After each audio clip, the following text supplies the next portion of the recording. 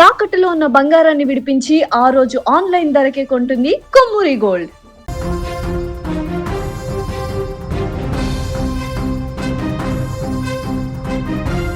ఒక్కరిని కాపాడాలని బావిలోకి దిగారు.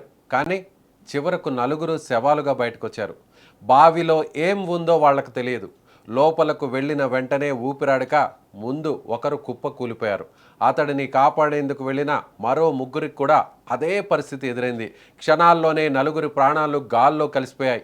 ఈ విషాద ఘటన ఇప్పుడు స్థానికంగా తీవ్ర కలకలం రేపుతోంది. అసలు ఈ ఘటన ఎక్కడ జరిగింది? ఆ బావిలో ఏం జరిగింది? నలుగురిని బలిగొన్న ఆ విషవాయువు ఎలా ఏర్పడింది? బీహార్లోని గయాలో జరిగిన ఈ ఘటన ఇప్పుడు తీవ్ర విషాదాన్ని మిగిల్చింది. ఈ ఘటనపై సమాచారం అందడంతో పోలీసులు, విపత్తు నిర్వహణ బృందాలు వెంటనే అక్కడికి చేరుకున్నాయి. బావిలోకి దిగడం చాలా ప్రమాదకరంగా ఉండడంతో ప్రత్యేక జాగ్రత్తలు తీసుకుని రెస్క్యూ ఆపరేషన్ చేపట్టారు. చివరకు నలుగురి మృతదేహాలను బయటకు తీసి హాస్పిటల్కు తరలించారు. అక్కడ పోస్ట్ మార్టం నిర్వహించేందుకు ప్రస్తుతం అధికారులు ఏర్పాట్లు చేశారు. అయితే ఈ ఘటనలో అందరినీ షాక్కు గురి చేసిన విషయం, ఒకరిని కాపాడేందుకు వెళ్లిన ముగ్గురు కూడా ప్రాణాలు కోల్పోవడమే.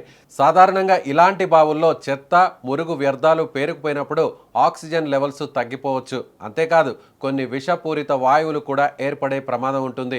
బయట నుంచి చూస్తే బావి సాధారణంగానే కనిపించినా లోపల పరిస్థితి మాత్రం చాలా డేంజరస్గా ఉండొచ్చు.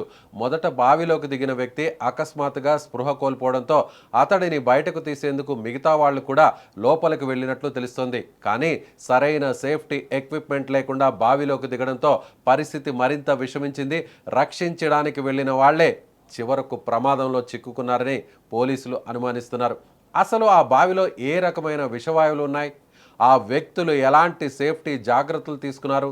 భద్రతా ఏర్పాట్లు ఏమైనా చేశారా అనే కోణాల్లో అధికారులు విచారణ చేస్తున్నారు. బావులు, సెప్టిక్ ట్యాంకులు, డ్రైనేజ్ గుంతలు లాంటి క్లోజ్డ్ స్పేసుల్లోకి ఎట్టి పరిస్థితుల్లోనూ నేరుగా దిగకూడదని, లోపల ఆక్సిజన్ ఉందా, విషవాయువులు ఉన్నాయా అనేది ముందుగా చెక్ చేసుకోవాలంటూ ఈ ఘటన నేపథ్యంలో అధికారులు ఓ సూచన చేస్తున్నారు.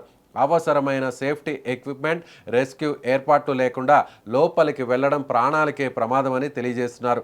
గయాలో జరిగిన ఈ ఘటనలో కూడా మొదట ఒక వ్యక్తిని కాపాడాలనే ప్రయత్నమే చివరకు నలుగురు ప్రాణాలను బలిగొంది. ఈ ఘటనతో స్థానికంగా విషాదం నెలకొంది. నిజానికి అసలు ఆ బావిలో ఎలాంటి విషవాయువులు ఉన్నాయి? ఇంతకు ఆ బావిలో ఏం జరుగుతోందనేది తెలియాల్సి ఉంది.